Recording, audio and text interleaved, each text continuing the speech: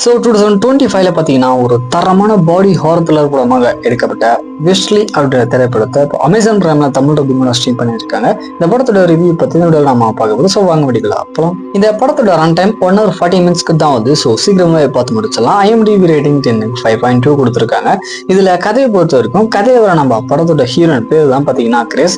இவங்க அவங்க அப்பா இறந்து போனதுக்கு அப்புறம் புதுசா பார்த்தீங்கன்னா ஒரு ஸ்கூல்ல இவங்க கசனோட வந்துட்டு ஜாயின் பண்றாங்க. அப்ப இவங்களுக்கு ஸ்கூல்ல கொடுத்த லாக்கர்ல வித்தியாசமான ஒரு பொருள் பார்த்தீங்கன்னா இவங்களுக்கு கிடைக்குது. பட் இருந்தாலுமே அந்த பொருளை அவங்க டீச்சர் யூஸ் பண்ணதுக்கு அப்புறம் அன்னைக்கு நைட் ஸ்கூல்லே பார்த்தீங்கன்னா அவர் வந்துட்டு இறந்து போயிடுறாரு. இந்த சம்பவம் நடந்ததுக்கு அப்புறம் நம்ம ஹீரோயின் அதுக்கப்புறம் அவங்களோட ஃப்ரெண்ட்ஸ் இவங்க எல்லாரோட லைஃப்மே ஒரு மாதிரி அமானுஷமான விஷயங்கள் அப்படின்றது நடக்க ஆரம்பிக்குது.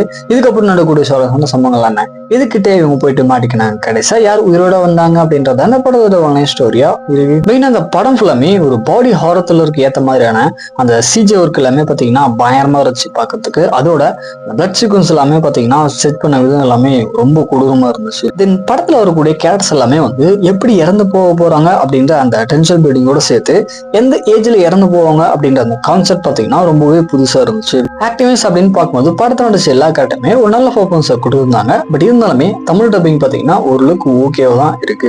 இது எல்லாத்தையும் விட மெயினா படத்தோட கிளைமேக்ஸ்ல ஒட்டி வர அந்த சின்ன ட்விஸ்ட் அப்படின்றது பார்த்தீங்கன்னா அவுட் ஆஃப் தி பாக்ஸ் இருந்துச்சு அப்படின்னு தான் சொல்லணும்.